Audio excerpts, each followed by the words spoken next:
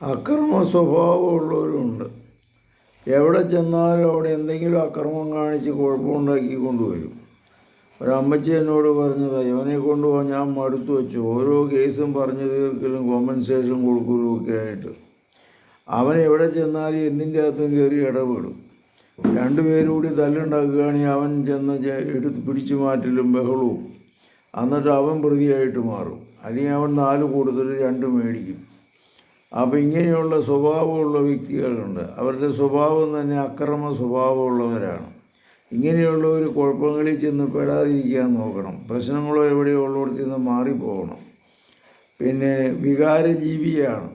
അതുകൊണ്ട് വികാരങ്ങളെ നിയന്ത്രിക്കാൻ പഠിക്കണം. ഒരു ജീവിത പരിശീലനത്തിലൂടെ ഇവൻ്റെ സ്വഭാവത്തിൽ നിന്ന് മോചനം നേടണം. പിന്നെ ഗുണ്ടാ സ്വഭാവവും അക്രമ സ്വഭാവവും പിന്നെ കൈവെട്ടലും കാൽവെട്ടലും ഒക്കെ ആയിട്ട് നടക്കരുത്. പിന്നെ അവർക്ക് ആ ഒരു പ്രവണതയാണ്. അതിന് കുറ്റബോധമോ വിഷമമൊന്നുമില്ല. പിന്നെ ഇങ്ങനെയുള്ളവൻ്റെ പുറകെ തിന്മയുടെ പുറകെ പോകാതിരിക്കാൻ കർത്താവേ ഇവരെ സഹായിക്കണമേ.